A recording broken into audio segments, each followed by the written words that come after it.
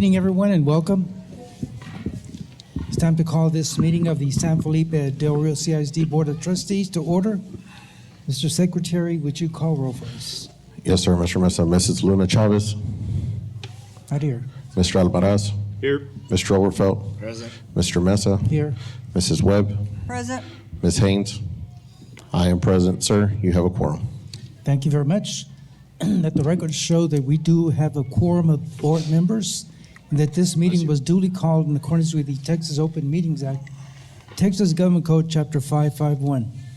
At this time, we'll have opening ceremonies. We're going to have a moment of silence. We had a lot of school employees that worked for a long period of time with our school district that recently passed away since our last month meeting. And so we're going to have a moment of silence for that, also for personal reflection, and then followed by the Pledge of Allegiance. Would everyone please stand? Will you read the moment of silence? Yes. We're having a moment of silence for Mr. Jesse Guzman, Mr. Danny Chavira Jr., Mr. David Torres, Maxine Mills, Concepcion Rivera, Mr. Rogelio Fuentes, and Leticia Cuellar. May they rest in peace.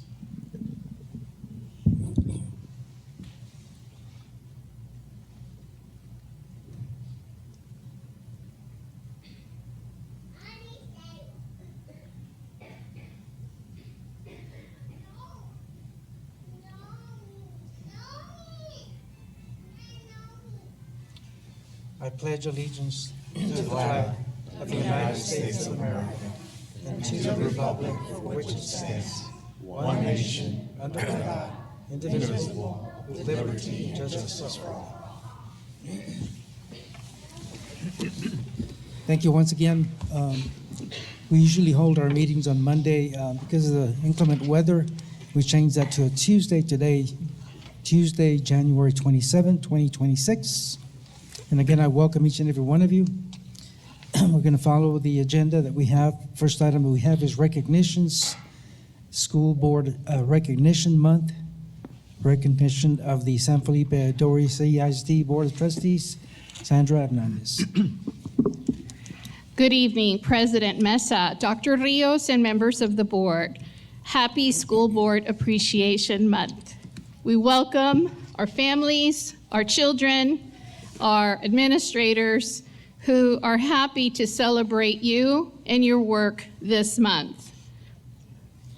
Each January, we honor the dedicated individuals who tirelessly serve their communities as volunteers. School board members. School boards oversee the operation of local public schools and work to ensure that students are getting a high-quality education. School Board Recognition Month is an opportunity to show our trustees how much we appreciate their work, their leadership, and commitment to improving our schools. This year, the theme is Our Future is Public. I'd like to read the proclamation from the Office of the Governor Abbott. He says, throughout our history, each generation has been called to strengthen our foundation and prepare the way for those who follow. This spirit is reflected most clearly in the education of our children, for it is through a quality education that we place students on the path up to lifelong excellence and achievement. Providing a strong education is the work of many, and school boards are essential to this effort. These local leaders devote their time, energy, and expertise to setting and reviewing budgets, overseeing the management of Texas public and charter schools, and ensuring that every student has access to an exemplary education. By partnering with teachers, parents, and community members, school board members help inspire a lifelong love of learning in the next generation. They will continue to play a vital role as we pursue educational excellence across the Lone Star State. Each year, the month of January is set aside to honor the many contributions of school boards and to recognize their commitment to education. At this time, I encourage all Texans to acknowledge the more than 7,000 school board members whose service represents the best of our great state. Therefore, I, Greg Abbott, Governor of Texas, do hereby proclaim January 2026 to be School Board Appreciation Month. At this time, it is my honor to introduce our campus administrators and their representatives who will come in and do a presentation. We're going to begin with Irene Cardwell Elementary.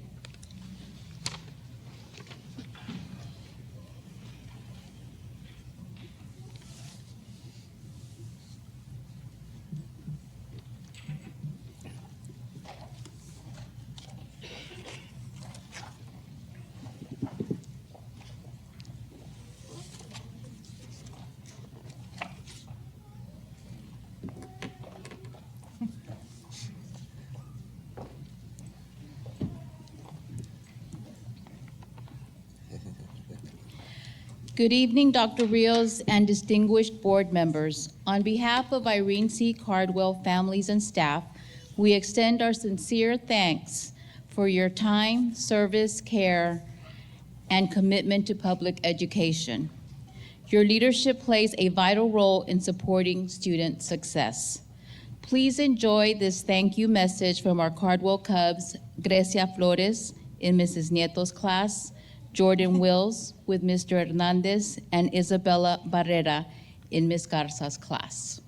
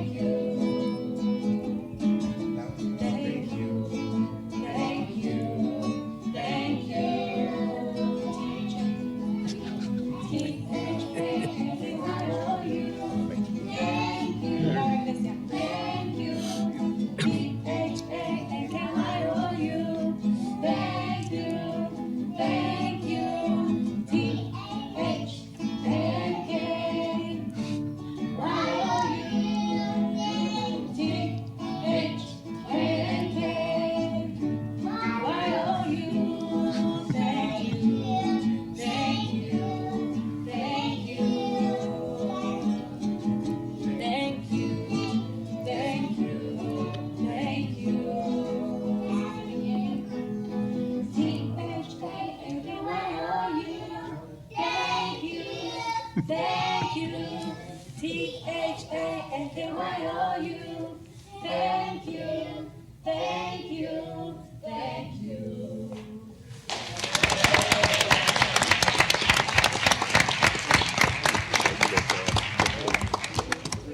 Thank you for all you do. Kiss your brains.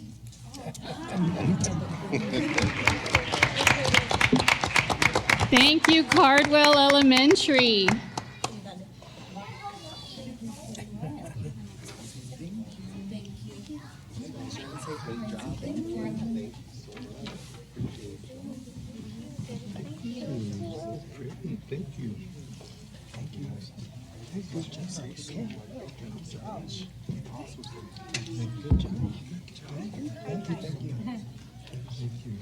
We now invite Buena Vista Elementary.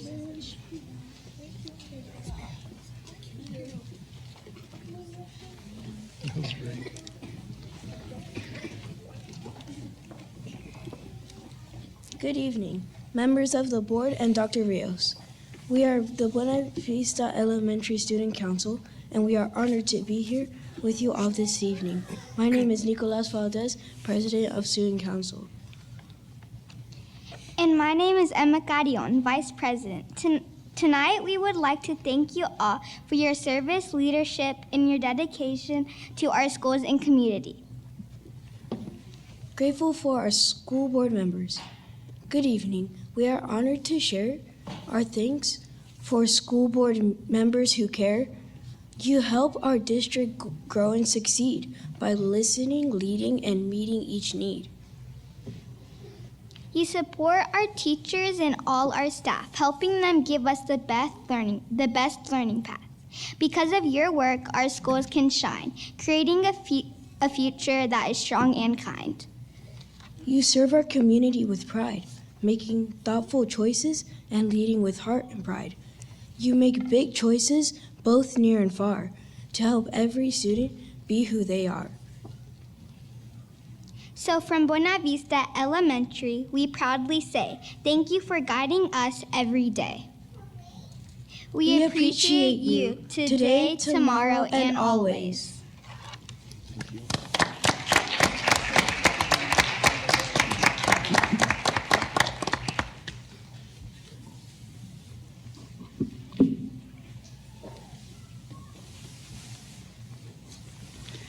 We now welcome Sinisa Hills Elementary.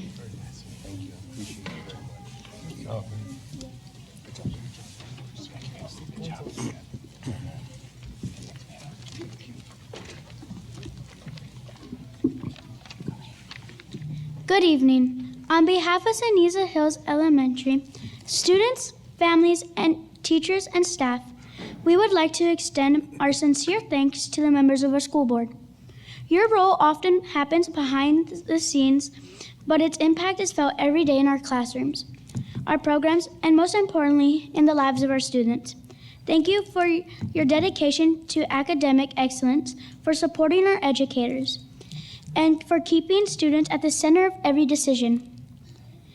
Your leadership helps create safe, inclusive, and inspiring learning environments where students can grow, succeed, and dream big.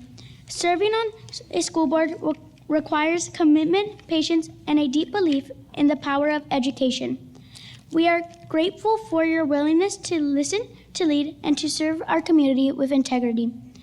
Thank you for your continued support of our schools and for all that you do to shape a brighter future for our students. Please join me in thanking our school board.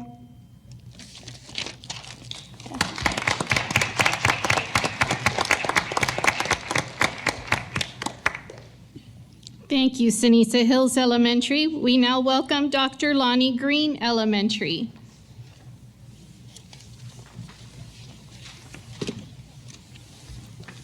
Good evening. Good evening of the board.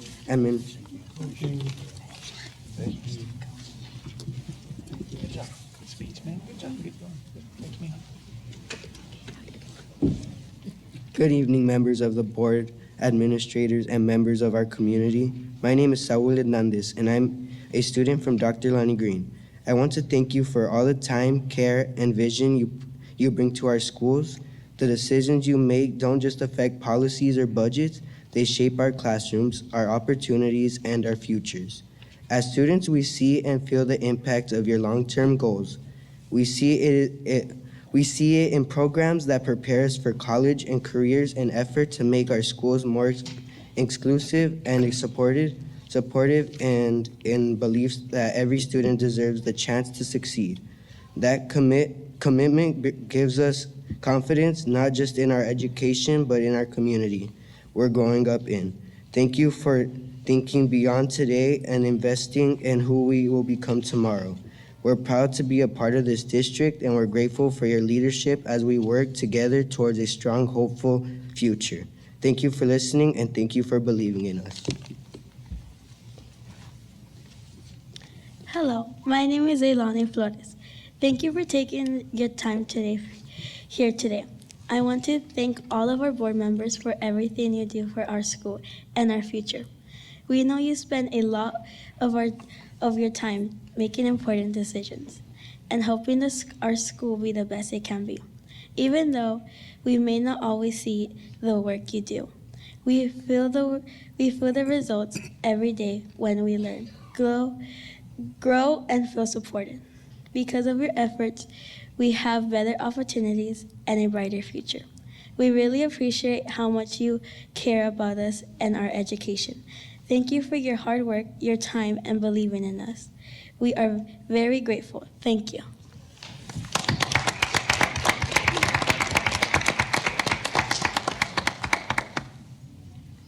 Thank you, Dr. Lonnie Green Elementary. We now welcome Roberto Bobby Barrera Elementary.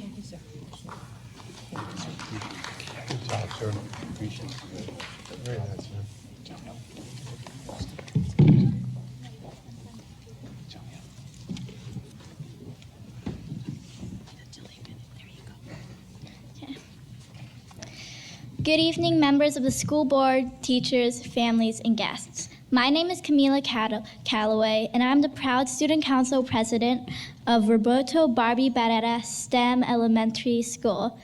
Today, I'm honored to speak with you on the behalf of our students.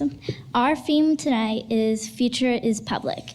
That means our future is built on strong public schools, caring leaders, and opportunities for each and every student to learn, thrive, and grow, so that because of you, our future is brighter. We would like to thank you for including our school in this year's school bond. Even though the bond did not pass, we truly appreciate you for considering us for the opportunity. It meant a lot to us to learn that our voices were heard and mattered. Your support helps us dream big, work hard, and believe in ourselves. Thank you for listening for us and supporting us year after year. Because of you, we seem valued and important and are excited about our future. Thank you for always supporting us, encouraging us, and thank you for listening to us. Because of you, and investing in our future. We are grateful for your dedication to public education in schools like ours. On behalf of RBB, thank you. Thank you.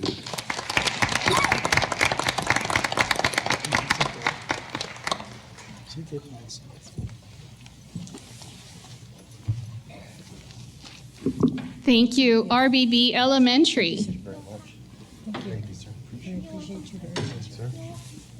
We now welcome Ruben Chavita Elementary.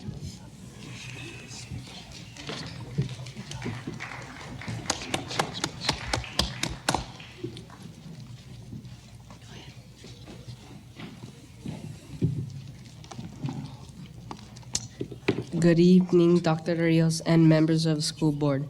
My name is Alejandro Mota, Ruben Chavira's Student Council President, along with my fellow officers and the student body. We want to say thank you for supporting our schools and caring about our future. Because of you, we have a place where everyone belongs and where we can learn, grow, and dream big. When you support our school, our students, teachers, and schools, you are helping shape our future. You are helping us become leaders of tomorrow.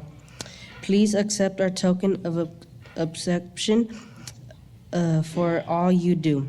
Thank you for believing in us and for supporting public education.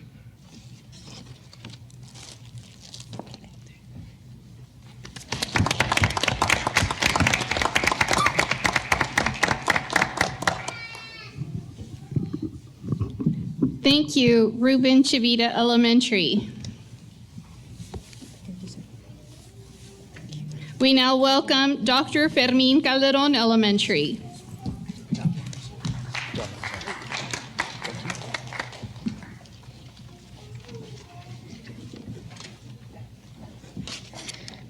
Good evening. My name is Lorenzo Chase, and I am a fifth grader student and student council president at Dr. Fermin Calderon Elementary School. We are proud to celebrate School Board Appreciation Month. Thank you to our school board members for everything you do behind the scenes to support our teachers and help students learn, grow, and succeed. Your decisions help make our schools safe places where we can dream big and work hard. On behalf of all the students, thank you for your time, dedication, and care for our schools. Have a wonderful evening.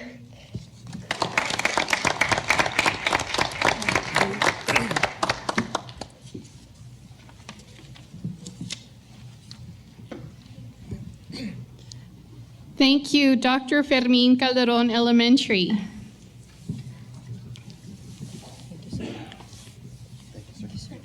We now welcome Lamar Elementary.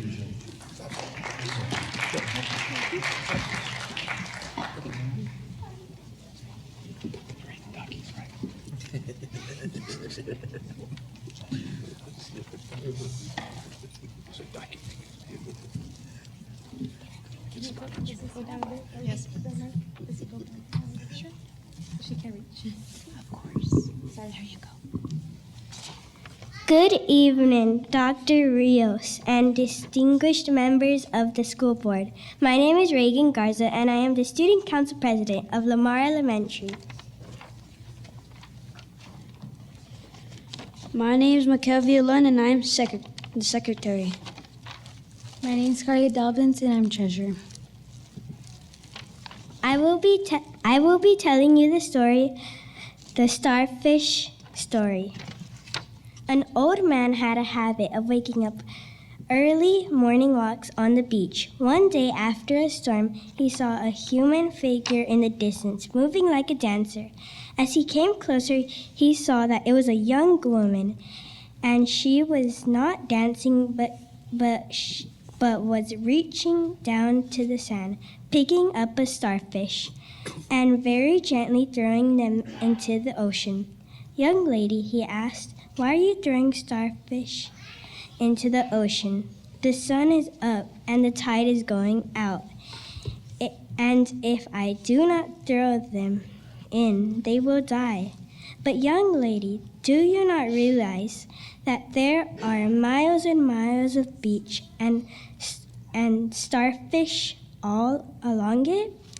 You cannot possibly make a difference." The young woman listened and politely paused and then bent down, picked up another starfish and threw it into the sea, past the breaking waves, saying, "It made a difference for that one." Thank you for making a difference with every decision you make. Our schools wouldn't be the same without you. As our public schools face more challenges every year, it is you, with your dedication and commitment, that make each of our schools successful. Thank you.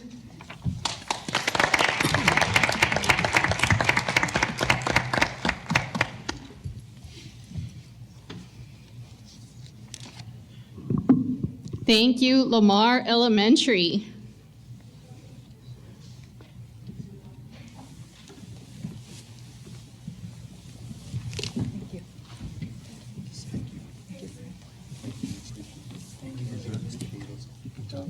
We now welcome our middle school groups, beginning with Del Rio Middle School.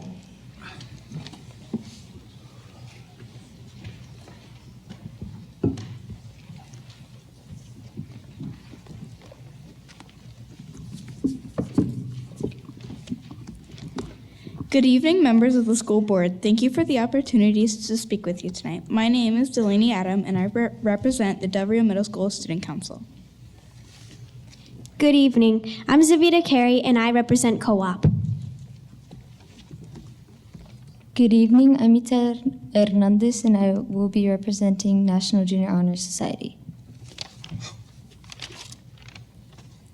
Today, we are honored to represent the students of Del Rio Middle School and to express our sincere appreciation for everything you do for our school. Your leadership and dedication play an important role in shaping our learning environment. Because of your decisions and continued support, DRMS provides strong academic programs, meaningful extracurricular activities, and a safe place where students are encouraged to grow and succeed. These efforts make a lasting difference in our daily school experience.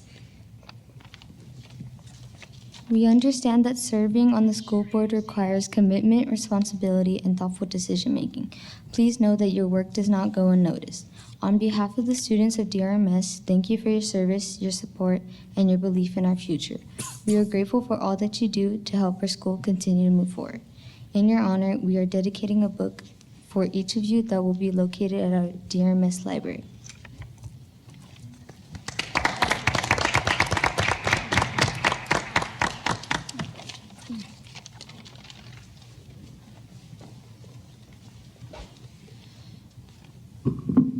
Thank you, Del Rio Middle School. We now welcome Garfield Middle School.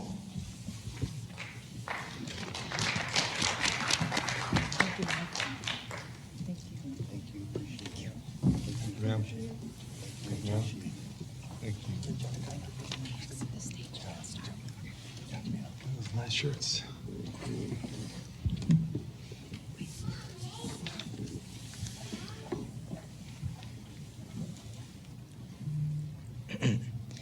Good evening, Superintendent Dr. Rios, President Mesa, and honorable members of the board.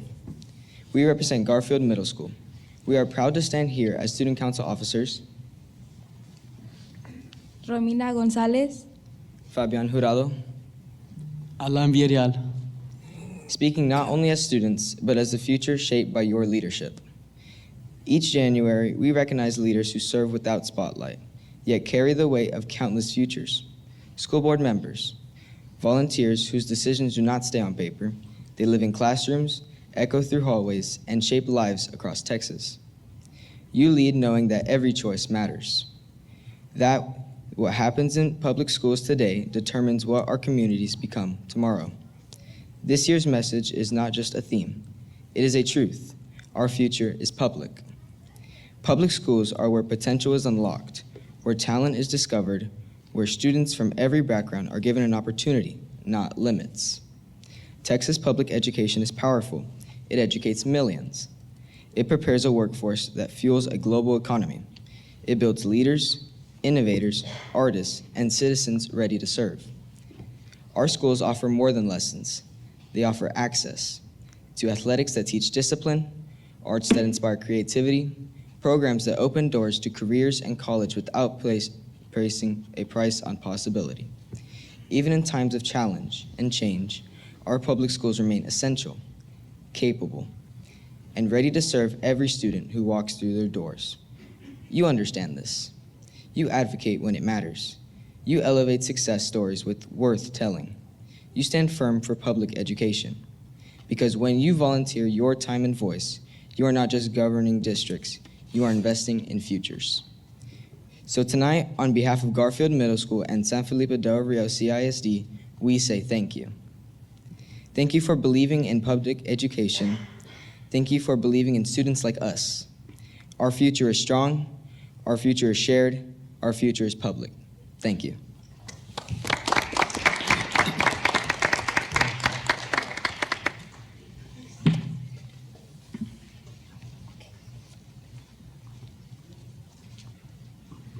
Thank you, Garfield Middle School. We now welcome San Felipe Memorial Middle School.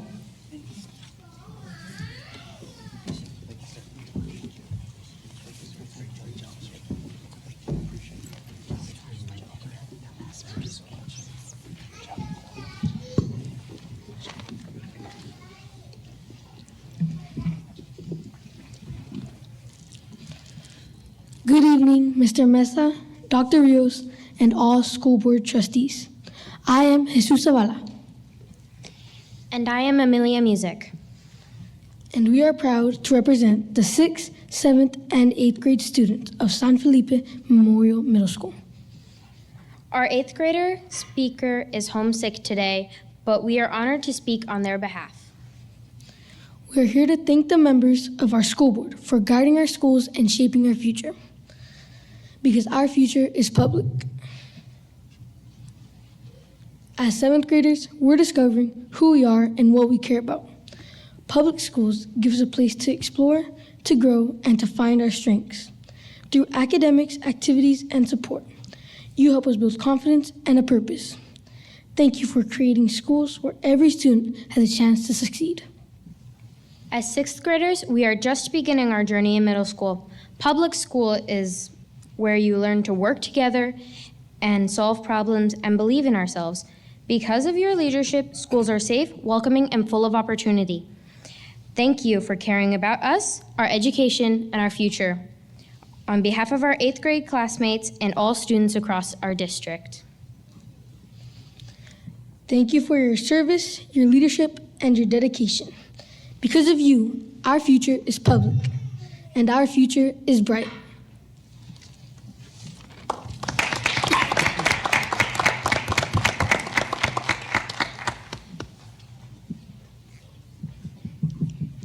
Thank you, San Felipe Memorial Middle School.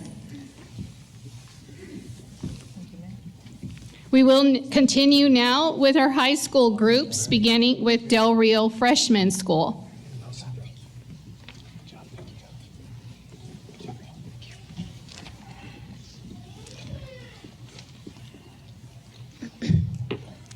Good evening, President Mesa, trustees, and superintendent. My name is Kayla Garcia, and I'm the Del Rio Freshman Class President. I want to say thank you for everything you do for us. Because of your decisions, we have safe schools, teachers who care about us, and opportunities to learn and grow every day. Even when we don't see it, we know you are working behind the scenes to make our schools even better. You make sure we have the resources, support, and encouragement we need to be successful, not just this year, but in the future. On behalf of the students of Del Rio Freshmen at SFDR CISD, thank you for believing in us and investing in our education. Thank you for your time and for serving our community.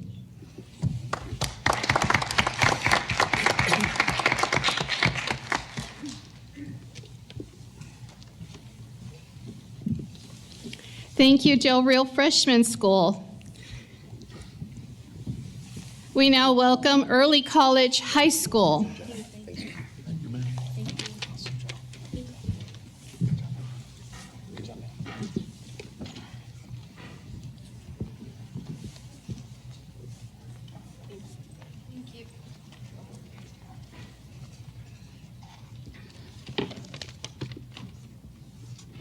All right, good evening, President Mesa, Dr. Rios, and members of the board. On the behalf of Early College High School students and staff, we would like to take this opportunity on School Board Appreciation Month to just go ahead and say thank you, a really big thank you. And we really want to express our sincere gratitude towards everything you do for Early College High School and for our school district. So my name is Camila Rodriguez, and this is my partner, Ana Camila Martinez. And we would like to say thank you for the incredible opportunities you've given us through Early College High School. Because of y'all's vision and support, we are able to earn college credits as young as 14 years old, right? Starting in 9th grade all the way to 12th grade, we're able to gain those college credits, and we're eventually able to graduate with our associate's degree with no cost added to our families. So really big thank you. And so many of those early college alumni go on to pursue bachelor's degrees that they can finish only 2 years after graduating high school. And additionally, a lot of those alumni go on to pursue bigger degrees, such as master's. And if it weren't for that opportunity, we would be taking a little bit longer for that. So just a big thank you.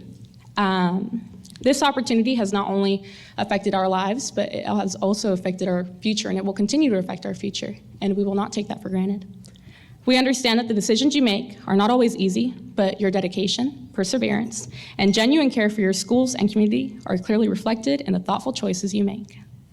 Your commitment to student success continues to open doors and create pathways that allows us to not only just dream bigger, but to always achieve more. We are also extremely grateful for your recent beautification of our ECHS main campus. The new landscaping and the ECHS signage have truly enhanced our school environment. We appreciate the pride and the care you show in investing in our campus.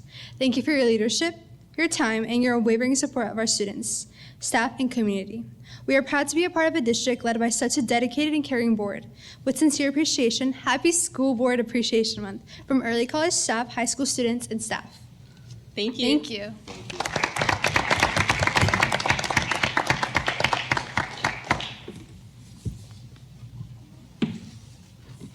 Thank you, Early College High School.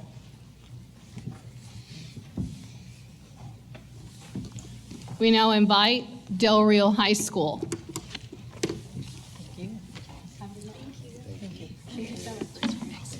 Thank you so much. Thank you. Thank you so much. Thank you so much. Thank you. Thank you. Good evening, members of the school board and Dr. Rios. I am here with my fellow classmates to express our heartfelt gratitude to the school board for your unwavering dedication, vision, and leadership. Your commitment to ensure that our schools remain places of learning, growing, and opportunity does not go unnoticed. Through your thoughtful decisions and tireless efforts, you provide the foundation that allows teachers to teach, students to thrive, and our community to come together around a shared goal: excellence, and education. We especially appreciate the time and energy you volunteer to attending meetings, review policies, and listening to the voices of students, staff, and families. Your work often happens behind the scenes, but its impact reaches every classroom, every hallway, and every heart in our schools. Today, we simply say thank you. Thank you for believing in our potential and for supporting our educators and for guiding our schools towards a brighter future. We are grateful for your service, your leadership, and above all, your dedication to making a difference in the lives of so many. Our gift this evening consists of a picture frame made by Mr. Alviso's CTE carpentry class with a picture of our Rami. We felt that a picture of our mascot would be a reminder to any DRHS graduate that no matter what your next mascot or school is, once a Ram, always a Ram. The national theme for our school board appreciation is Our Future is Public. With me are our officers of Del Rio High School organizations who would like to share how our future is public service. My name is Ella Jensen. I'm the Student Council President. In the fall, I will be attending the University of Washington and major in government. Go Huskies. My goal is to serve by providing essential services that ensure safety and community well-being. My name is Crystal Torres. I am the president of the senior class. In the fall, I will be attending Texas State University and major in education, Edom Cats. My goal is to serve the public by educating the future generations. My name is Roberto Maltos.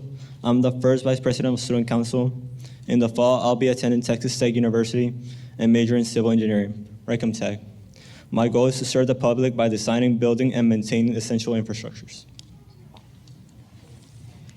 My name is Elizabeth Cheney. I am the president of the National Honor Society and National Technical Honor Society. In the fall, I will be attending Texas A&M University and major in English, Giga Maggies. My goal is to serve the public by refining manuscripts into high-quality, readable books. My name is Luisa Campa. I am the second vice president of Student Council. In the fall, I will be attending University of Incarnate World and majoring in psychology. Go Cardinals. My goal is to serve the public by serving mental health needs as a pediatric psychologist. Thank you. My name is Luis Alfredo Garza, and I am the treasurer of the National Honor Society. In the fall, I will be attending New York University and majoring in nursing. Go Bobcats. My goal is to serve the public by promoting health and improving community well-being through direct care and advocacy. Thank you. My name is Sofia Castillo. I am the secretary of the National Honor Society and National Technical Honor Society. In the fall, I'll be attending the University of Texas at Austin and major in international affairs, Hook 'em Horns. My goal is to serve the public with a career focused on global issues and diplomacy. Thank you for all you do, and again, once a Ram, always a Ram. Thank you.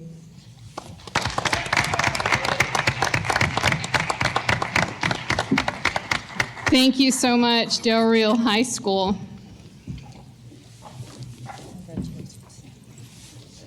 Congratulations and good luck.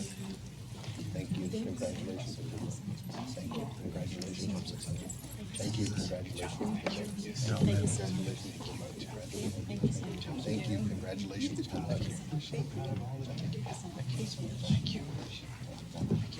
Yeah, one Aggie. That was good.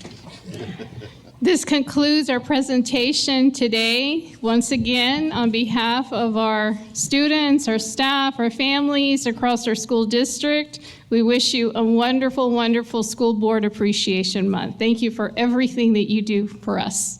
Thank you. Thank you.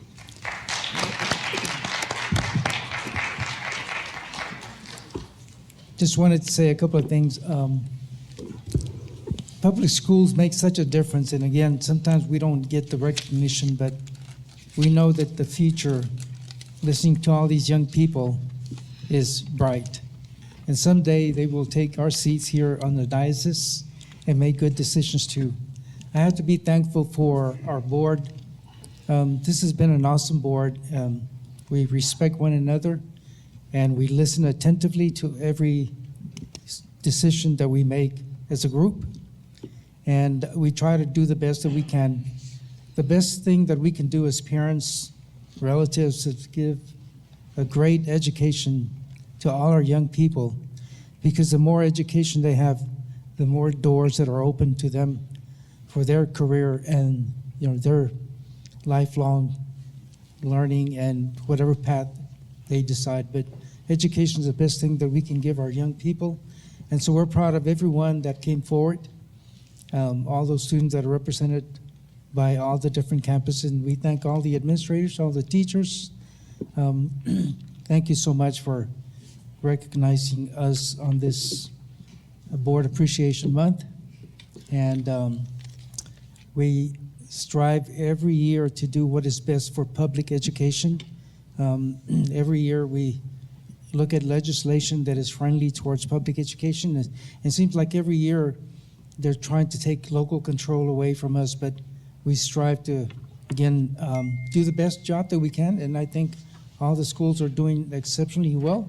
When you listen to the graduates and the path that they're taking, that's our reward when they graduate and tell us, where they're headed and what fields they're choosing. So again, thank you everyone for such a wonderful celebration of, again, Board Appreciation Month. Thank you.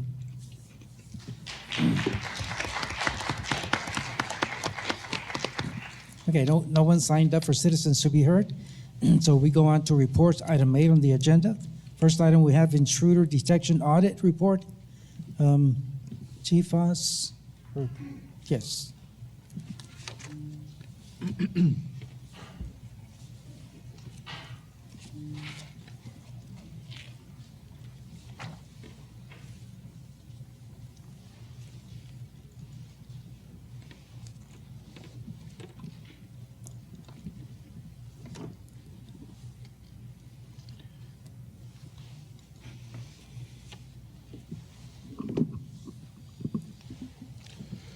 Good evening, President Mesa, Dr. Rios, members of the board.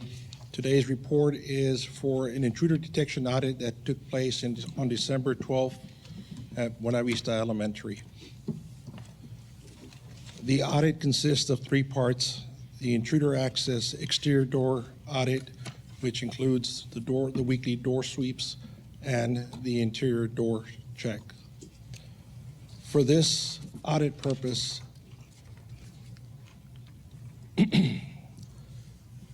the auditor was unable to find an entry into any portion of the building through an unsecured gate or door. When the auditor checked all exterior doors were found to be locked and secured.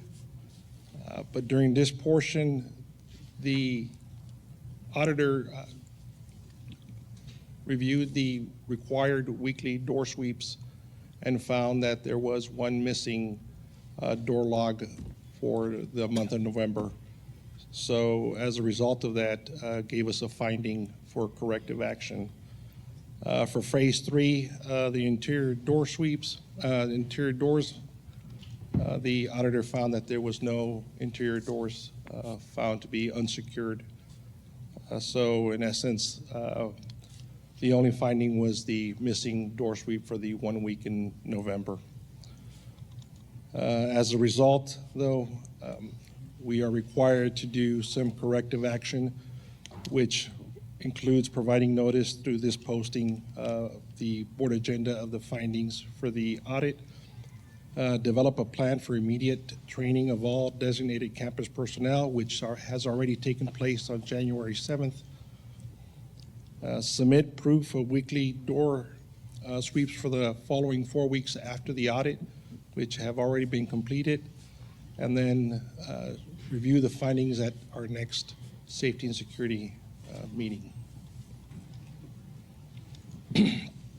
As I mentioned before, the corrective action was taken.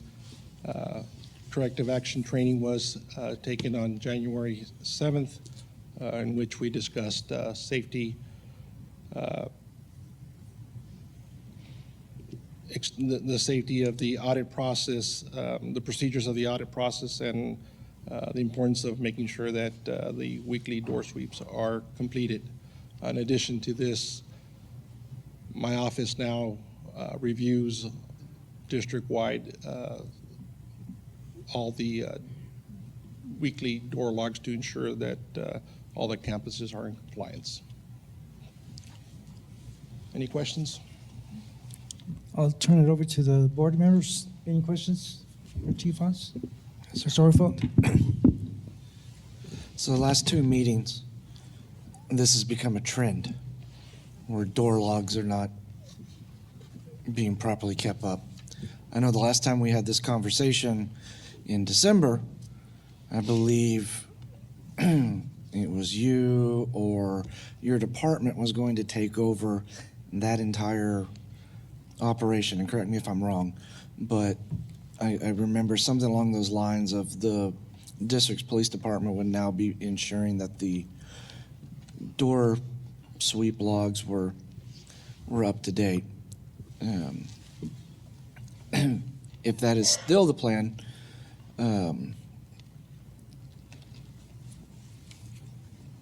is that supposed to be the officers on campus who are supposed to be doing all of that?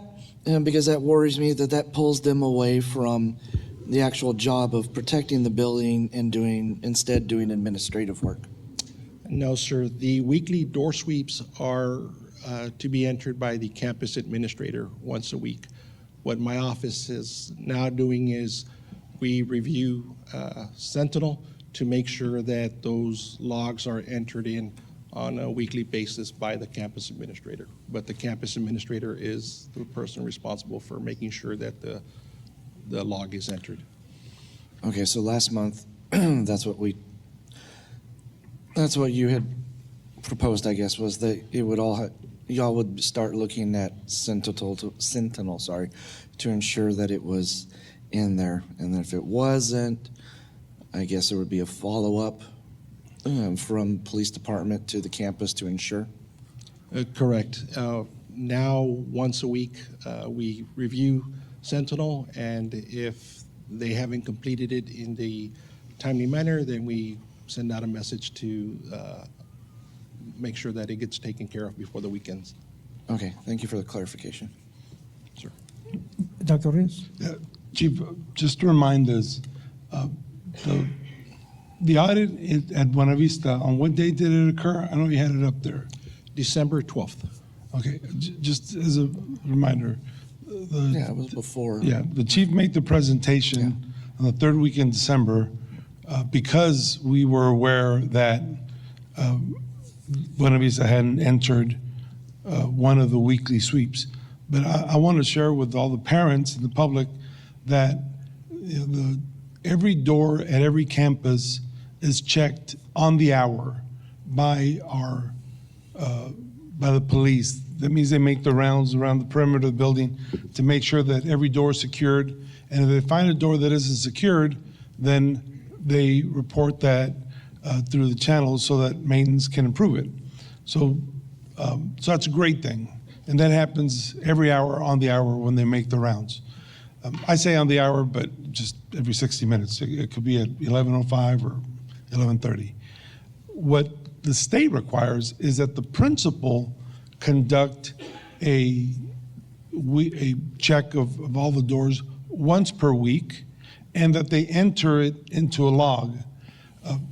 I am certain that the principals are doing their weekly door sweeps more than one time, but between the time the walk is completed and the administrative task of entering in the computer, I'm sure that a lot of things happen, and you know, they forget about it. But it's the administrative error that's the clerical error that has kept us from passing the last 3 inspections. That's why the chief is now on Wednesdays checking, and if they haven't done it, then he communicates through Mr. Barrera, and then we check with the principals. But I just want to reassure that our protocol has been that the security make their perimeter checks every single hour, and I believe that we even have a little, icon where they check in to make sure it happens. So we do need to get better principals on the clerical duties, but that's where we're at. Thank you, Chief. Anyone else? Good. Thank you for the report. Thank you. Thank you. Okay, let the record show we have Amy Haynes joining our meeting. Thank you for being here, Ms. Haynes. We now have 6 board members. Next item we have is item B under 8, facilities and construction updates. Mr. Hector Chapa.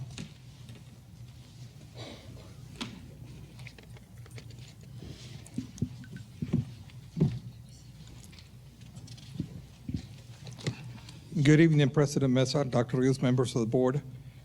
Tonight's presentation will provide updates on the following projects: the Del Rio Middle School chiller replacement project, the stadium lighting project, the warehouse parking lot resurfacing project, and the Del Rio High School softball batting cage project.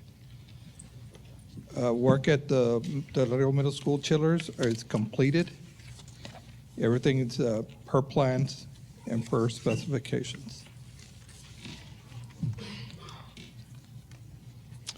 The lighting at the stadium has been completed, and the programming of lights, including the festival lighting, is completed as well. The surfacing project at the warehouse was completed over the Christmas holidays. They actually started early and finished before, or the first day when the staff was back, but prior to the students returning to school. And lastly, the batting cage was redone. New structural elements were placed, including a sidewall and new roof on it. That concludes the construction portion. Any questions?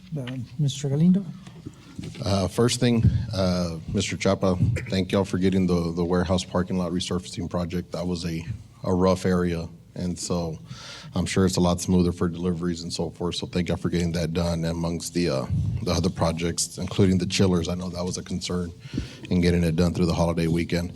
But one of the questions, and I don't know if this is just a continuation for the stadium lighting, is that the final configuration? Because there's some dark areas in the middle, or do they still need some altering to continue to improve? Yes, sir. That's been an observation that everybody has made when they go to Walter Leverman Stadium. The lights were installed, they were delivered, everything went great. The difference was that the lighting engineer calibrated the lights, assuming the poles were 120 feet. Instead, our poles are 90 feet. They came back to check. They checked it in the dark so they can identify the different dark spots, and they took their notes, and they went back. They're having their engineers recalibrate the lighting angles at 90 feet so that then everything could be better lighted. Coach McCray has visited with him. He has shared with him the date of our first track meet to make sure that those curves are well lit. And we're hoping that they can make that deadline so that we can have our first track meet. The date escapes me, but that is the plan. Okay. And that was the error. Okay. Just had questions on that. Also, for the softball batting cage, that's a great addition or upgrade for that area there in athletics. So, but yeah, I just wanted to touch base on the lighting project especially, and thank y'all for getting that done during the Christmas holidays. So thank y'all. Anyone else? Just want to say thanks again for everything, and especially during the holidays, the work that goes on. And yes, the softball batting cage.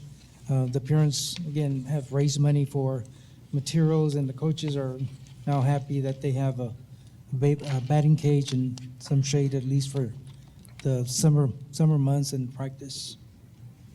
Yep. Dr. Rios. Mr. President, I just wanted to share with the board that the chillers that were installed, if you will recall, we worked with Schneider Electric to prioritize all of the AC needs throughout the district, and the chillers at Del Rio Middle School have been operating on one chiller instead of two.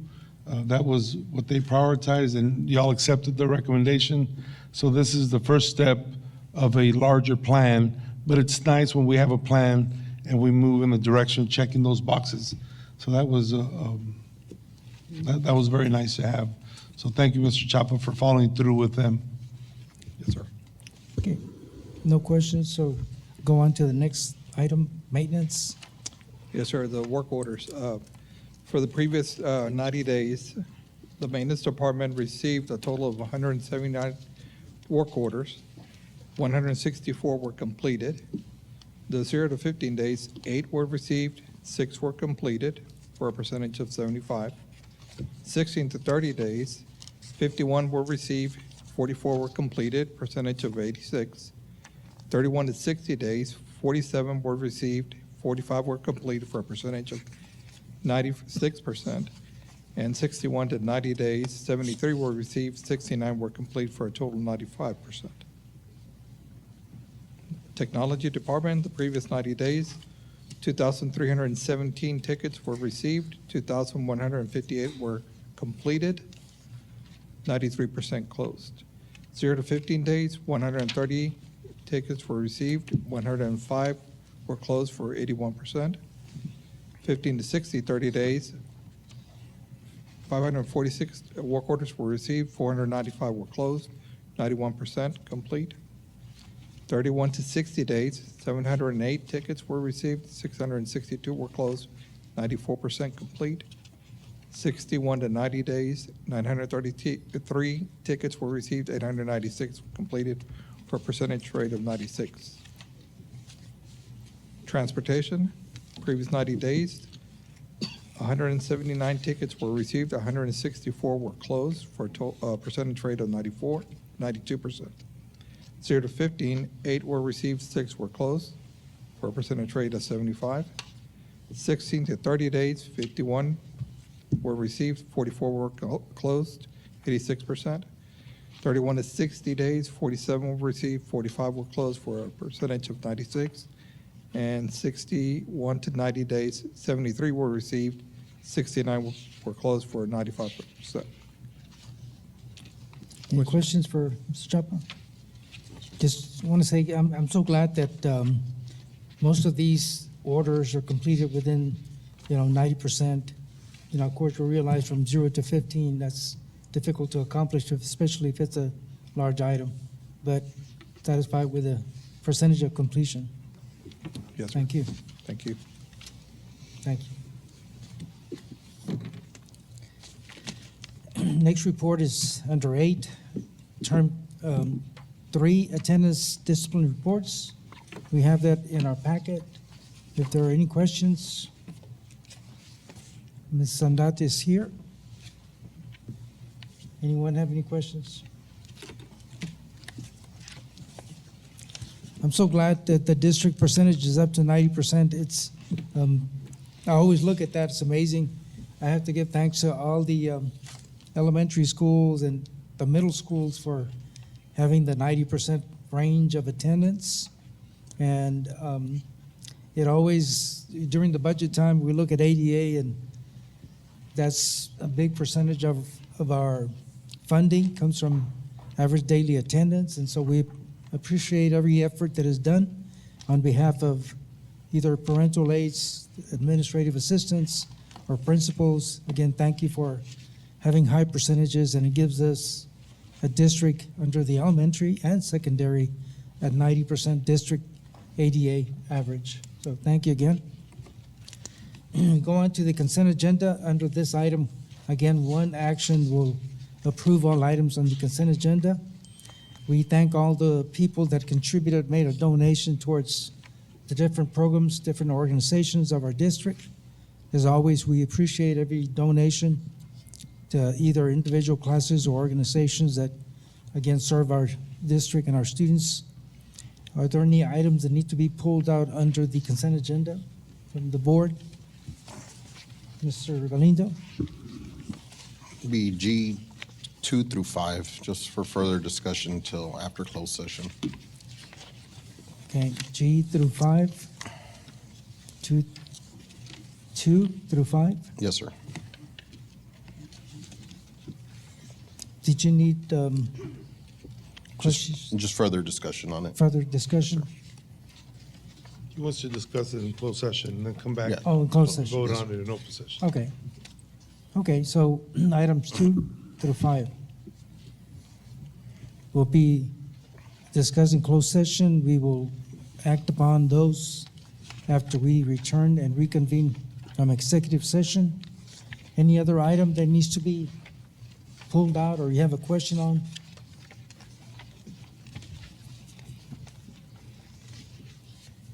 Hearing none, then I'll ask for a motion to approve the consent agenda. Motion made by Mr. Overfeld, As amended. as amended. Yes, sir. Again, with items G, 2 through 5, that will be pulled out for further discussion. And Mr. Diego Almaraz has given the second to the motion. All those in favor? The motion is approved. Consent agenda is approved. We go on to administration, item 10. First item we have is consideration to approve the nomination and appointment of the San Felipe Adoro CISD representative to fill the Val Verde County Appraisal District Board of Directors vacancy. Sandra Hernandez.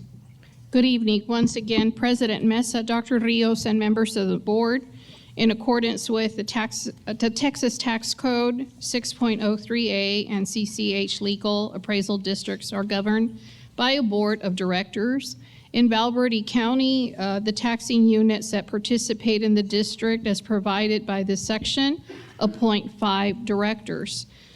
In accordance with the above-named tax code, the district appoints 4 directors on the Val Verde County Appraisal District Board of Directors.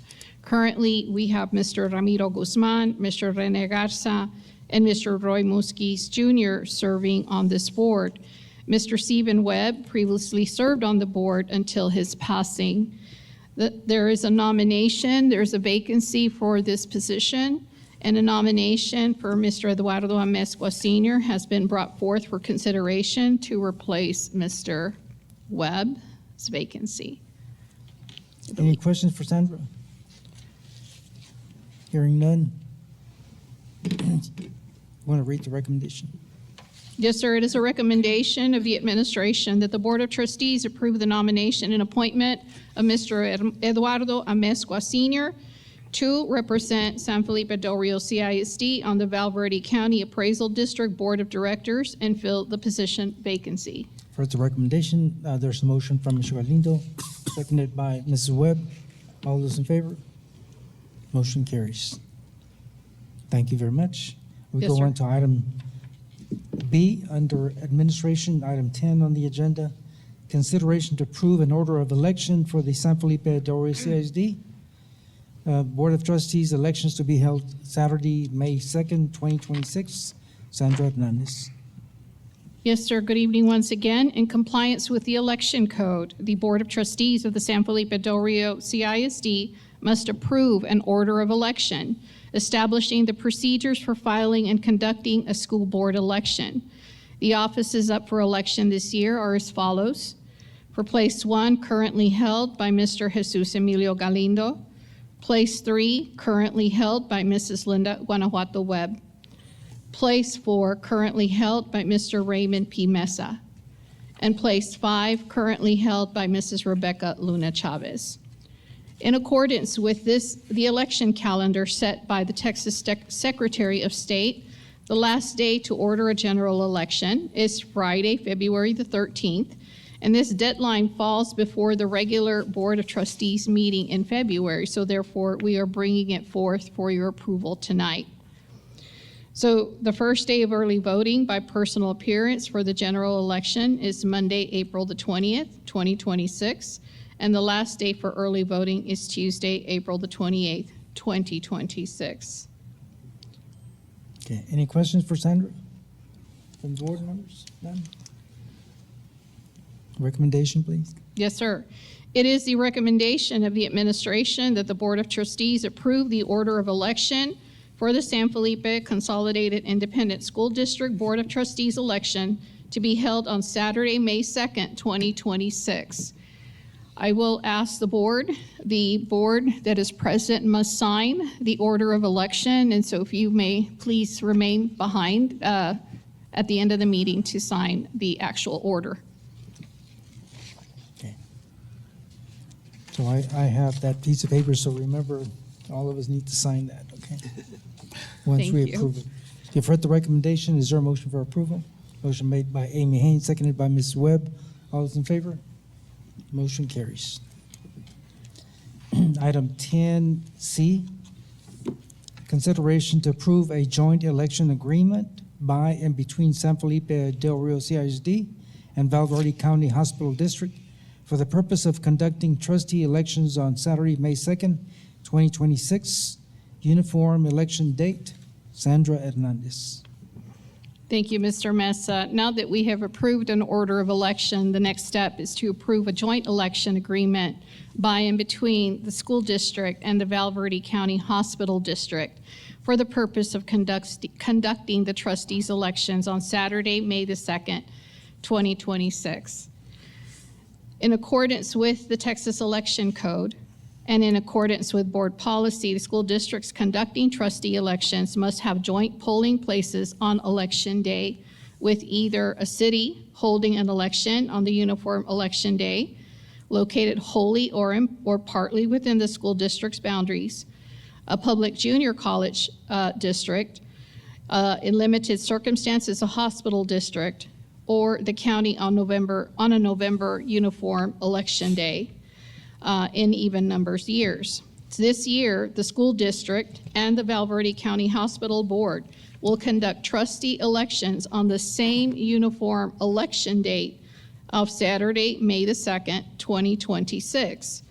And by entering into this joint election agreement, it would benefit the citizens and voters of this community since both political entities would be able to share the same election precincts and polling locations and the election ballot. Any questions for Sandra? Yes, Mr. Galindo. Mr. Hernandez, can we just clarify why we're not doing it with the city? It's due to the fact that their precincts and voting areas are different than what we commonly had, because usually it's a joint election between three entities, and so Correct. there is a different one. So can we just Yes, clarify sir. why? Historically, our district had a mutual agreement with all three public entities. However, the county has let us know that because they are now have moved into a single member district, they have they have created problems with them in the election process, and it's not aligned, and I believe that has been brought to their attention. So therefore, we were informed that we could only have a joint election with the hospital board since we shared the exact same precincts and the exact same polling locations. And we would only be able to have a joint election with this particular entity. Mr. Orfeld? The city has gone to single member Yes, sir. district or the county? The city. The city. We share the county. We share with the county, including the hospital board.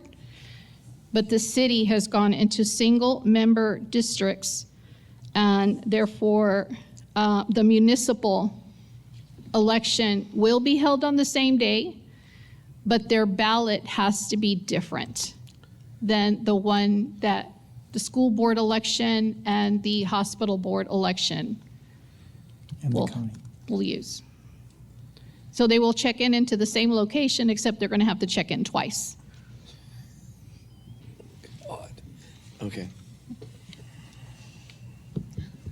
Anyone else? Member district. Thank you, sir. It's confusing because in the past we had all of them together. But I understand what you're saying. Yeah, we can go back to 2012, and I mean, I remember when we were still using paper ballots and stuff, and then we all started working together. So that's really weird. I remember the time when I first ran, you have to go to 3 different places because it was district, school district, separate from hospital district, and then the county was separate. So we had to go to 3 different places in the city. So it was all, now it's a lot easier, but now we're having to regress now because of the precinct differences.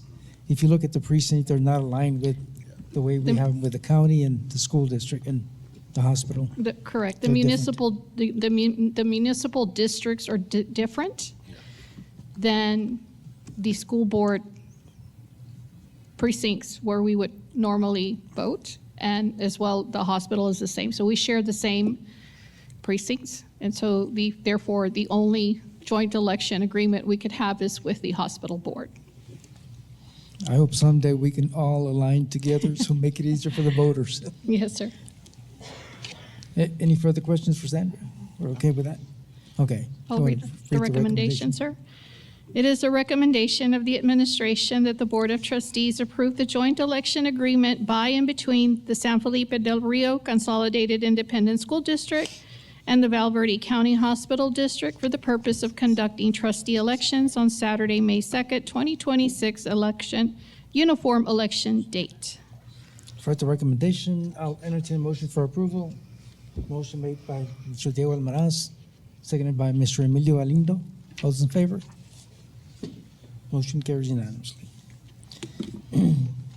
Item 10D, consideration to approve the first reading of TASB Localized Policy Update 126, affecting policies, CSA local, BDB local, CEC local, DFFBL local, DFFB local, DGBA local, DH local, EEP local, EFA local, ENHAF local, and EIA local. And I'm sure Sandra will repeat all these again. Sandra, I just want to say before you start, we had the TASB grassroots meeting. We had a legislative update, and they did tell us that update 126 is the largest they've seen, and they're still working on some of the policies. And I know when we have the policy review committee, it is so much that we have to look and, again, I understand that the policy affects everything that we do. The biggest change, it seems like it was in the grievance section, which we had about 7-8 pages of changes and different things that we have to now make adjustments to. But I know you have a lot of work to do in regards to presenting all of these policy updates. Yes, sir. You're correct. The policy update 126 is one of the largest ones that we have experienced due to this past legislative session, and the legislative session that also occurred that continued over the course of the summer. So we have this second group of policies that I'm bringing forward for recommendation. CSA Local Facility Standards, Safety and Security. Senate Bill 8 from the second special session prompted the inclusion of a section on the designation and use of private spaces. The superintendent is directed to designate private spaces in accordance with law and to develop regulations to ensure compliance. DEC Local is compensation and benefits, leaves and absences. House Bill 2 prompted recommended revisions to include the daily rate of pay under definitions section, as well as the section regarding concurrent use of paid leave during family and medical leave for classroom teachers. Additionally, our district submitted a local recommendation to include a provision for temporary disability leave for any full-time employee whose position does not require educator certification by the district or by SBEC. In DFFB local, term contracts non-renewal, based on Senate Bill 12, engaging or assigning diversity, equity, and inclusion duties, as well as instructional activities prohibited by law, are recommended for inclusion in the list of reasons a term contract, that a term contract employee may not be renewed. And this item related to a disability and the ability to perform the essential functions of the job has been amended for clarity as well. Under DGBA local, this is the policy on employee complaints and grievances. This policy has been revised. It includes revisions prompted by the applicable portions of Senate Bill 12. In DH, local, employee standards of conduct. Again, there's sections on prohibited classroom instruction, on activities, prohibited diversity, equity, and inclusion duties, and social transitioning are recommended for inclusion pursuant to Senate Bill 12. At relationships with students, the recommended revision addresses the requirement under Senate Bill 571 regarding the notice of suspected misconduct by an educator or district service provider. Under EEP, local instructional arrangements, lesson plans, this new local policy includes the recommended language from Senate Bill 12 on instructional plans and course syllabi. Under EFA, local instructional resources, instructional materials, in accordance with Senate Bill 12, a section on parent requests for instructional material review is recommended for inclusion. The policy requires that the superintendent to develop administrative regulations to ensure that parents or guardians can request review of instructional materials individually or through a petition process with other parents. Under EHBAF, local special education audio-video monitoring, the enclosure revisions are recommended to update language regarding special education classrooms in accordance with House Bill 12 and to update the time frame for reporting suspected misconduct or child abuse as required by Senate Bill 571.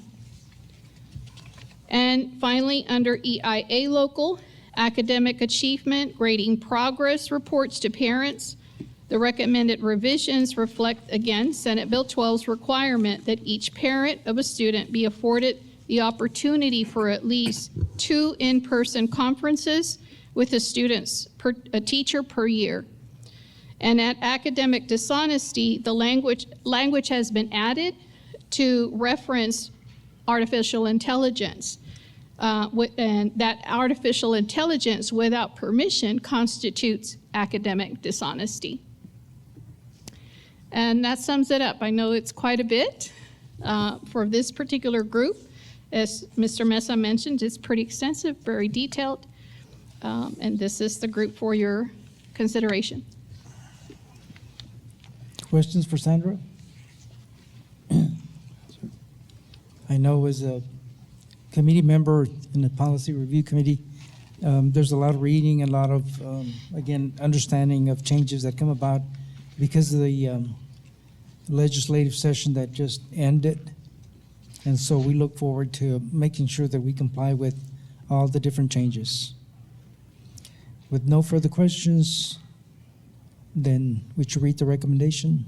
Yes, sir. It is the recommendation of the administration that the Board of Trustees approve the first reading of TASB Localized Policy Manual Update 126, Part 2, affecting policy CSA, local, facility standards, safety and security, DBD local, employment requirements and restrictions, DEC local, compensation and benefits, leaves and absences, DFFB local, term contracts, non-renewal, DGBA local, personnel management relations, employee complaints and grievances, DH local, employee standards of conduct, EEP local, instructional arrangements, lesson plans, EFA local, instructional resources, instructional materials, EHBAF local, special education, audio video monitoring, and EIA local, academic achievement, grading progress reports to parents as presented.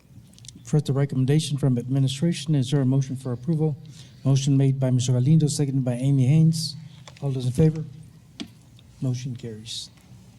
Item 10E, Dr. Rios has asked to table this item. A discussion, possible action on Senate Bill 11. Dr. Rios. Yes, sir, Mr. Mesa, members of the board. This bill has to do with dedicating a time during the day for students to pray or read scripture. We have received a whole lot of input from organizations outside of the district, both asking us not to recommend time during the day, as well as those asking us to recommend time during the day. It's unfortunate that we don't have a model for other districts to follow to see what other districts have done. So we have to work this out on our own. I will share with you that there is a community group that is advocating for prayer time during the day. They're well known, they're respected. So I'm asking for the next 30 days to be able to review it a little deeper, consult with some of these groups, and see if we can come up with a solution that helps everybody do this. And for further explanation, we all think that we all need the prayers and all students involved. There's some specifics. For example, you cannot do it during instructional time. And then to make the board members aware that we do have, meet you at the poll session and other activities that we do in regard to prayer outside of the instructional day. But Dr. Rios, again, has been approached by different groups, and so he's going to discuss how we can accomplish this with everyone involved. So, if the board members are okay with that, we'll table this for the next meeting. And we go into item F, Senate Bill 546, reporting on school bus seat belts costs. Sandra Hernandez. Good evening once again, Mr. Mesa, Dr. Rios, and members of the board. I'm going to invite our transportation coordinator, Mr. Rick Torres, to work with me on this presentation for you.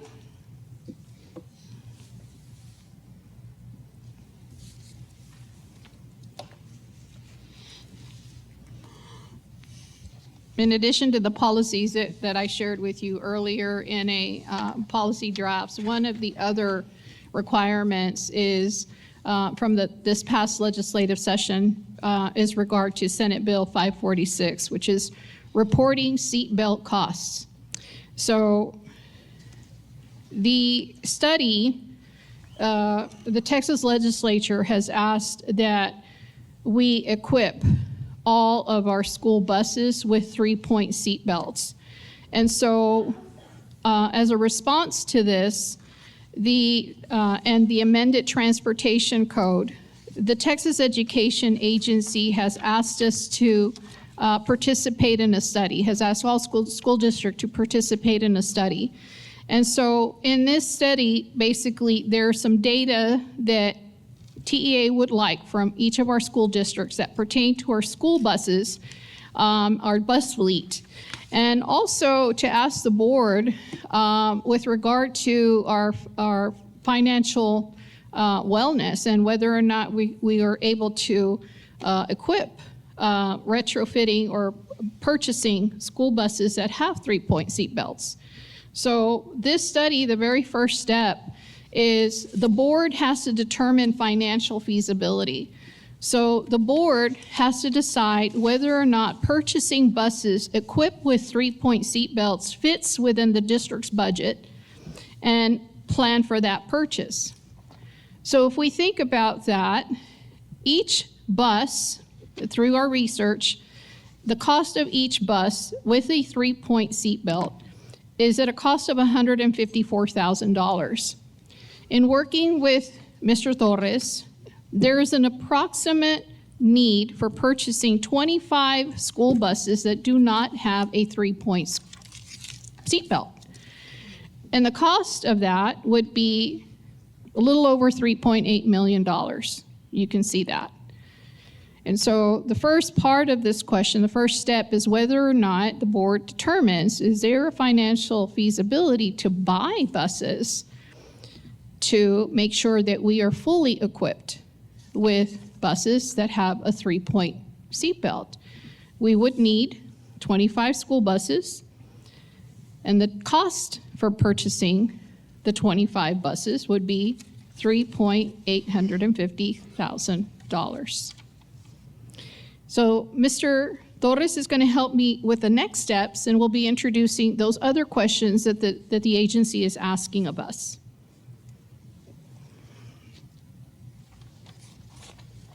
Good evening, President Mesa, Dr. Rios, and members of the board.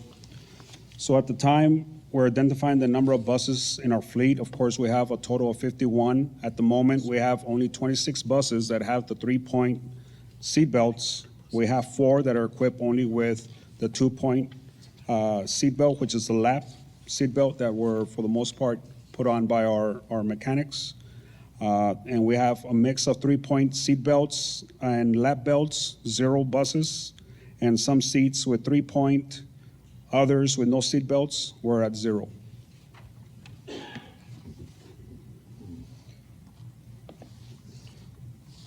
So we ended up getting a quote.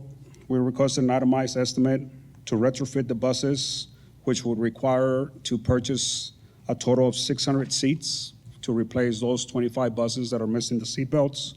And the quote that was given back to us was at $874,826. In summary, the total number of buses that we have in our district is 51. Total number of school buses not equipped with seat belts, 21. Total number of school buses equipped with 2-point seat belts are 4. Total number of school buses equipped with 3-point seat belts are 26. Again, the estimated cost to equip all buses with 3-point seat belts, $874,826.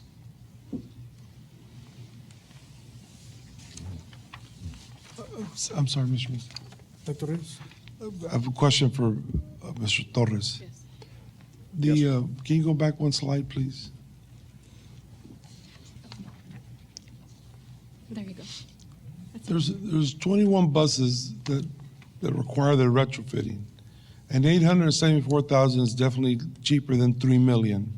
I think it would help the board make a decision on how we're going to respond to the survey if we were to understand the old buses. Well, I say the old buses, but the buses that require retrofitting to 3-point seat belts, are they worth the investment? Because if it's going to cost $150,000 to buy a new bus, what percentage of that 864 goes to each bus? So just dividing it by 25, I imagine it's about, what is it? 34.9. So is it worth the $35,000 investment on a bus that may be getting to the end of its lifespan? Does that make, am I explaining myself, sir? Yes, sir. At the moment, our bus fleet that of course require those seat belts are from 2008 to 2016. There are the older models. Of course, those came with, at the moment, they need, of course, seat belts, and of course, a lot of the parts that we have to, of course, fix them the cost is going up for those buses. So it is not. So in 3 years, those buses that we got in 2008 would be 20 years old. Yes, sir. And those we probably just shouldn't invest any money in them. Correct. Okay. If over the next 10 days, if you could send us the years that those buses have been, those 25 buses, I think it would just provide some insight. Yes, sir. So questions for Sandra or Mr. Torres? Yes, Mr. Diego Almaraz. Yeah, just what Dr. Rios said. I'd like to see the amount of buses that are definitely outdated. That makes our decision a lot easier. So this is if we were to fix these buses, we're retrofitting the buses with total seats, right? Not just the seat belts. This is a full. We're not just going in there and strapping a 3-point harness on these old seats. It's a brand new seat, correct? Okay, just for clarification on that. That is correct, sir. We would have to replace the whole seat and, of course, all the hardware.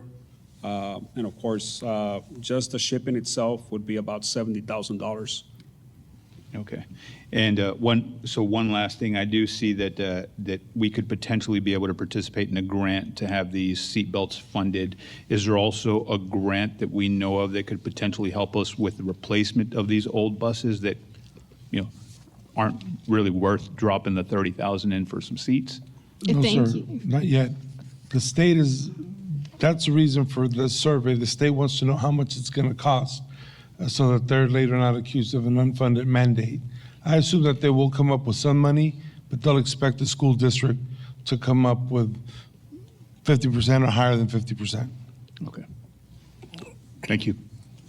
Yes. Sandra, I have a question. Senate Bill 546 requires that all buses be equipped with 3-point seatbelts. The deadline being 2028? That it'll be for 2028, and this is the purpose of this particular study, and this is why we do have time. This particular inquiry is not due until May, which allows school districts to research, just like this board is asking for some important questions of Mr. Torres, to research more. Is it feasible? What's the feasibility of replacing? And so that will help us before we submit those numbers to TEA. So it allows you to do some research and make some decisions. Is it feasible to purchase? Is it feasible to retrofit? Those are some questions that they want our boards to consider and think about and study before we submit that report to TEA. They're not ready to make a decision. They simply are asking boards, school districts for information. Okay.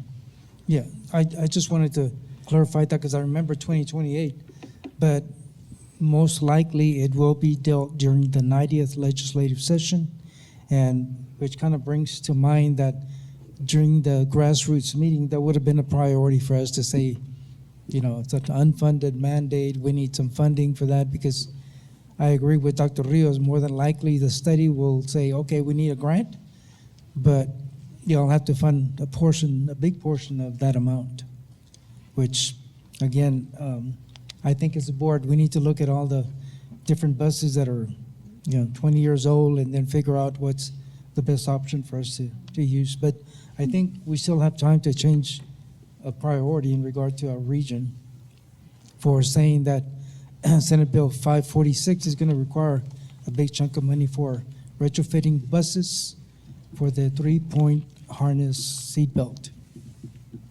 So I think Okey-dokey. I might be changing one of the priorities with that we just Yes. did at the grassroots. Yes, But- and so tonight is just a presentation. It's only for discussion, for your consideration. No decisions are need to be made at this point, but we did want to be proactive and provide you with this information early enough to continue your discussion and research. Yeah, we appreciate all the information that we get from Mr. Torres, and thank you again. The follow-up question in regard to the number of buses a year and so forth. Ms. Orfeld. Thank you. Just for my own curiosity, the 154,000 for purchasing one bus, is that purchasing a diesel or electric? It would be Or a is it diesel bus. Diesel bus? Okay. Yes, sir. Thomas, at the moment, that's the quote that we received. Okay, from Thomas built diesel Yes. bus. Okay, cool. Thank you. Okay, thank you. Thank you. Go on to the next item is business and finance. Consideration item 13A, consideration to approve modification of the 2025-2026 general fund balance commitments. Amy Childress. Good evening, President Mesa, Dr. Rios, and members of the board. This evening, administration is requesting to approve a modification of our 2025-2026 general fund balance commitments. We have received the settlement payment from TASB in the amount of $1,291,755.04 for insurance recovery for roof damages to district buildings that were sustained during hailstorms in prior years. So we would like to commit those funds to repair those roofs. I hope you remember what that is all about with some hail damage in some of the schools. Okay.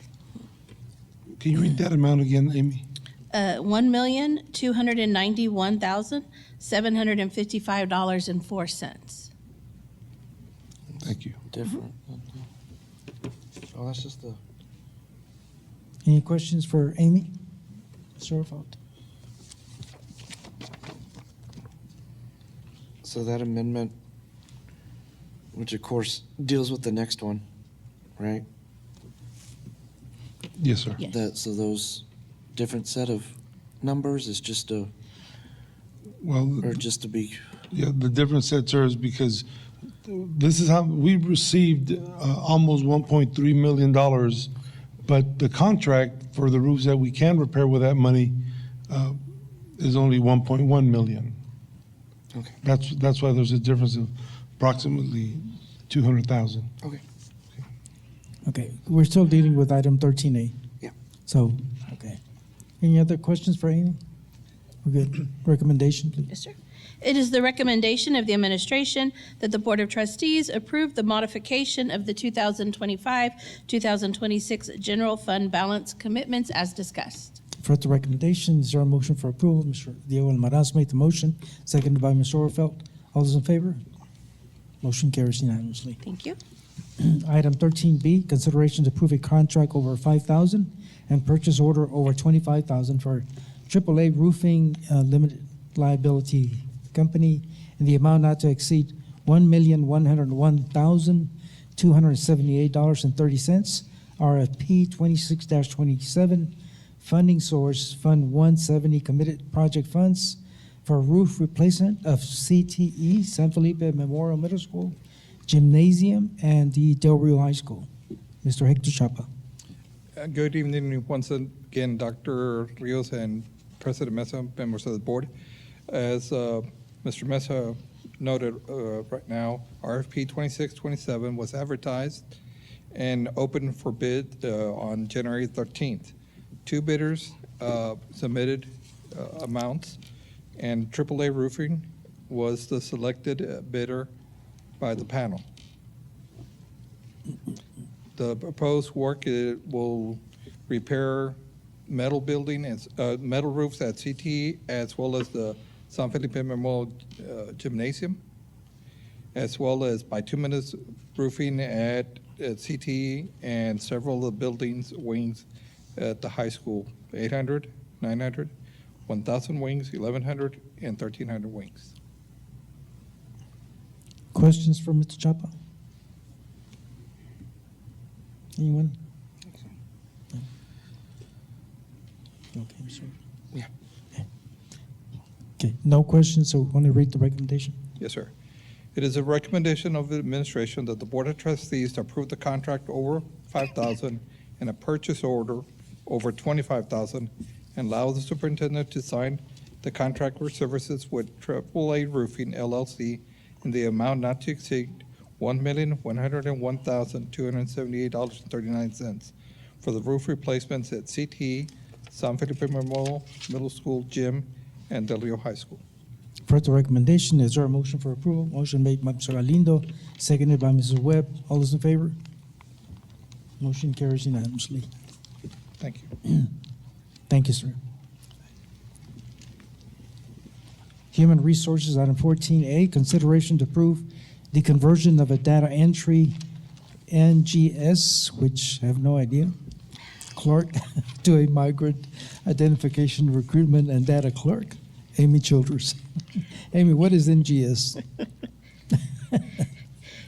It is, so both of these, so these positions are, they're both federal positions. One, they're federally funded. One is for the Title I clerk and one is for a migrant clerk.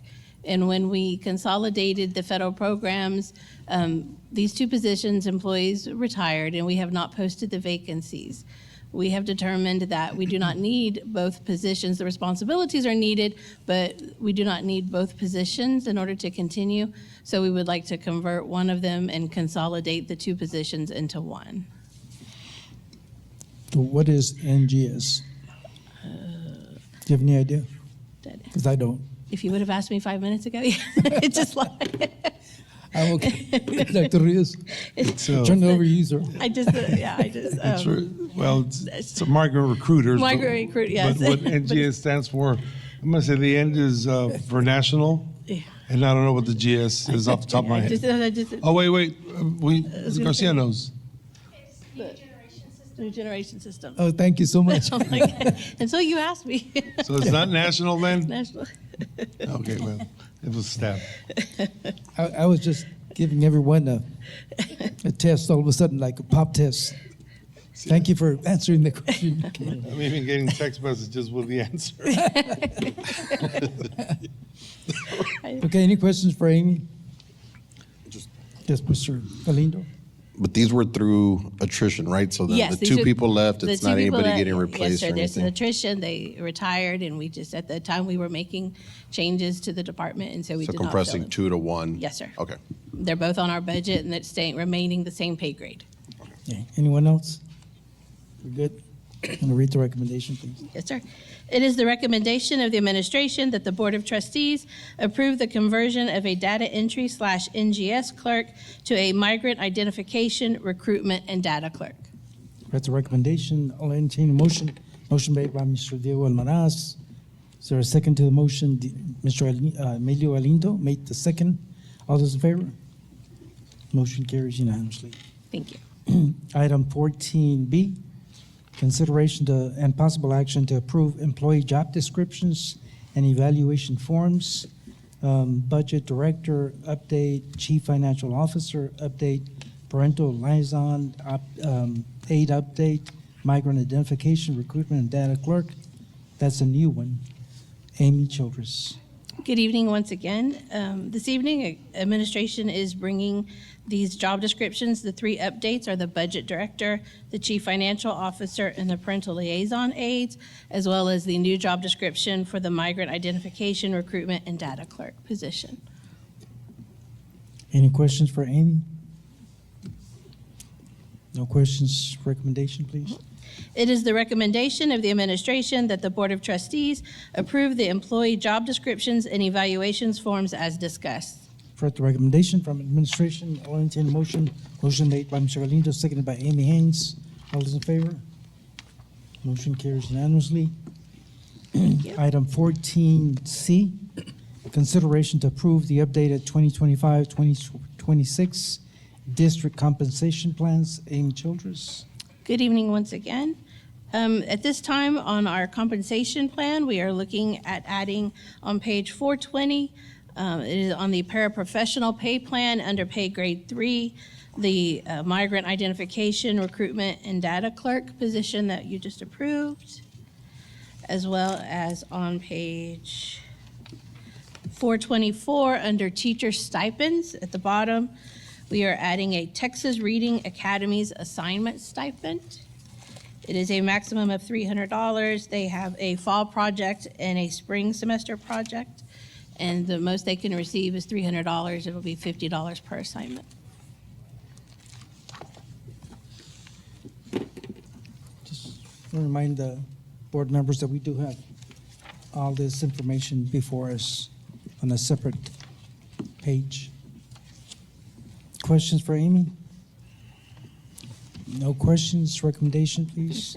It is the recommendation of the administration that the Board of Trustees approve the updated 2025-2026 district compensation plans as presented. For the recommendation, is there a motion for approval?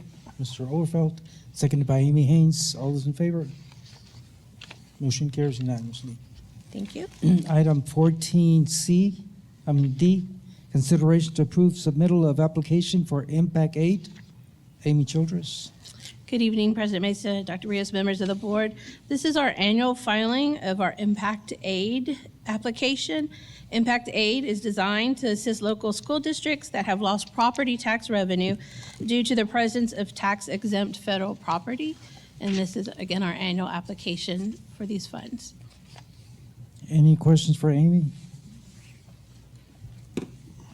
Amy, does that include the housing? Yes, sir. Section 8? Yes, sir. Okay. And then any federal?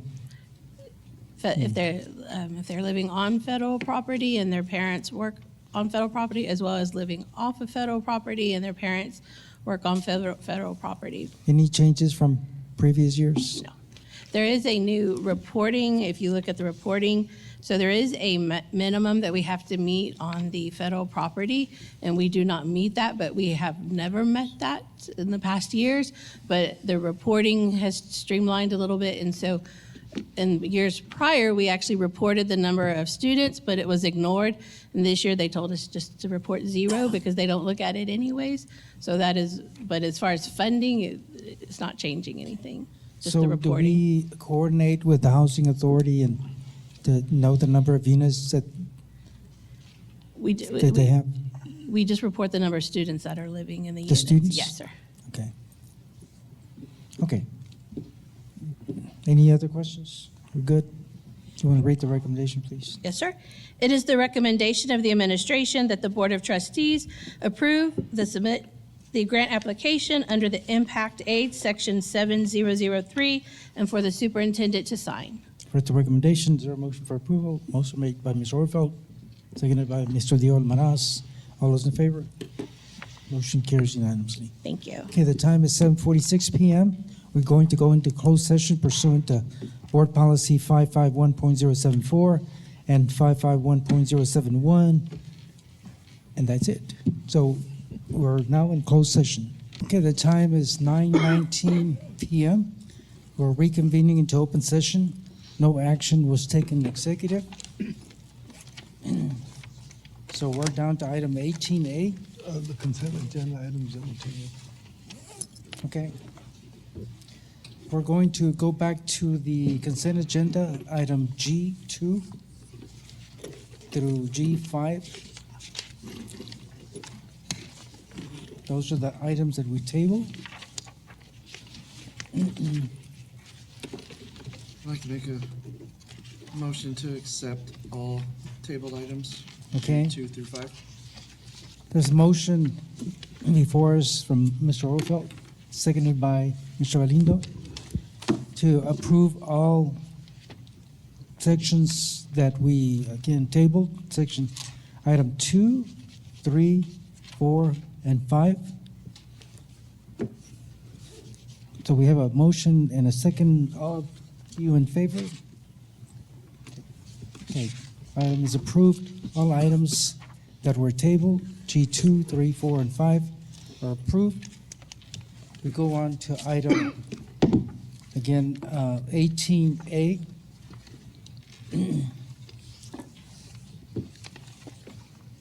Which is consideration to approve personnel report to include the following: new hires, district vacancies, retirement, resignations. Amy Childress. Good evening, President Mesa, Dr. Rios, and members of the board. It is the recommendation of administration that the Board of Trustees approve the resignations, retirements, and vacancies as discussed in closed session and the following new personnel. For the recommendation from administration, is there a motion for approval? Oh, Yeah, go ahead and I'll read them. them, sorry. That's right. Melanie Rodriguez, fifth grade bilingual teacher at Dr. Fermin Calderon Elementary. David Lee Torres Jr., special education co-teacher at Del Rio Middle School. Patricia Ortiz, kindergarten teacher at Ceniza Hills Elementary School. Gilberto Martinez, physical education teacher at Dr. Lonnie Green Elementary School. And Ricardo Rios, middle school campus assistant band director. Now that you've heard the names, I ask a motion for approval. Motion made by Mr. Galindo, seconded by Mrs. Webb. All of you in favor? Motion is approved. Thank you. Item 18B, consideration to approve the position of Comptroller Amy Childress. It is the recommendation of administration that the Board of Trustees approve Alejandra Villarreal for comptroller at SPC Administration. For the recommendation, is there a motion? Motion made by Amy Haynes, seconded by Mrs. Webb. All of you in favor? Motion carries unanimously. Thank you. Item 18C, discussion possible action for salary adjustments. Amy Childress.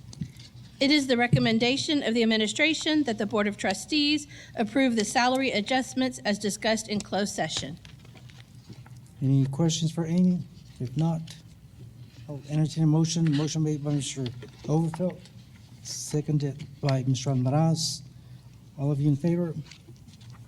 Motion carries unanimously. Thank you. There being no other items on the agenda, is there a motion for adjournment? A motion made by Mr. Galindo, seconded by Amy Haynes. All those in favor? Unanimous vote. We are adjourned. Thank you and good night, everyone.